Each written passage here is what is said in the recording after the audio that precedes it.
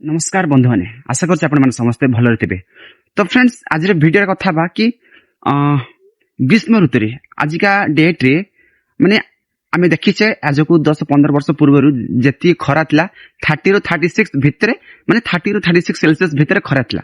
But आजिकल देखुचे 40 ରୁ 50 भितर compulsory 40 ରୁ 45 सेल्सियस भितर खरा कंपलसरी रोची। तो एति खरा हबार कारण कौन आग काल एत खरा हो नाला कहीं एबे खरा सेल्सियस बढ़ुची कहीं। तो प्रथम कथा हूँ क्लाइमेट चेंज हबार कारण कौन आम देखीचे जतक जानवाहन कार बस जहाँ सब माने जति यूज करुचे एवं जति रास्ता घाट पूरा बिल्डिंग कंक्रीट तैयार करुचे या द्वारा माने कौन हूँ गच कटा जाउछे राइट। गच कटाले कौन हम तो कौन माने वर्षा हवा कम हो जाए।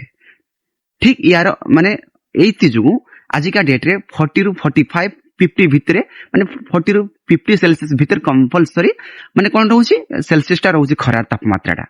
तो ए सब रखिया पई माने एई गर्मी रु रखिया पई हम कोन करिया दरकार गछ कम काटिबा आउ गछ लगेया आउ रास्ता घाट निर्माण जा सब आधुनिक जुगर जति सब बिल्डिंग तैयारी होची से सब को कम करिया पड़िबो। एवं जतक आम जानवाहन यूज करुचे जहाँ द्वारा कि कौन ना वायु प्रदूषण कौन होची ना कौन एटा जो आमर कौन चेंज होची आमर जो क्लाइमेट चेंज होची वायु प्रदूषण द्वारा। तो वायु प्रदूषण रखिया पे आम कौन करिया पड़िबो ना कौन बैटरी गाड़ी एगुडा को यूज करिया पड़िबो।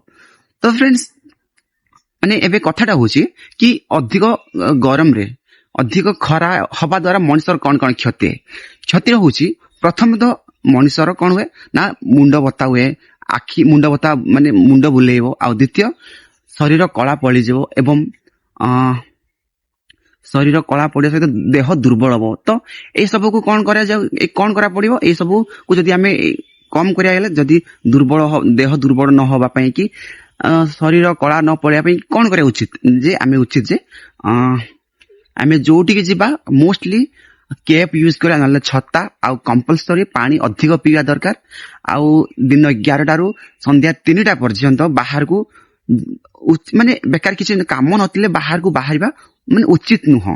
तो एई सीजन रे मोस्टली माने आलका पोशाक पिंधंतु एवं टोपी कंपलसरी यूज करंतु। टोपी सहित आपण माने चश्मा यूज करंतु। खास करी खरा तापमा एति जो खरा तापमात्रा बढ़ुची तो खास करी वृद्ध लोक माने कि जहाँ भी वयस्क लोक माने एवं शिशु मान को बाहर को बाहरिया मना करंतु। कहीं ना ए मानकर जेतक माने खरा रे माने बाहरिया द्वारा संगे संगे ए मान को कौन देह दुर्बल हबो एवं ज्वर देखैबो एवं मुंड व्यथा भांति हेबार अधिक आशंका थाए। तो आज इंफॉर्मेटिव वीडियो जदि आपण मानक लागुची तो जरूर वीडियो को लाइक शेयर एंड सब्सक्राइब करिवे आ कमेंट करिवे। ठीक अछि तो देखा आगामी वीडियो रे। तो रहिली बाय बाय।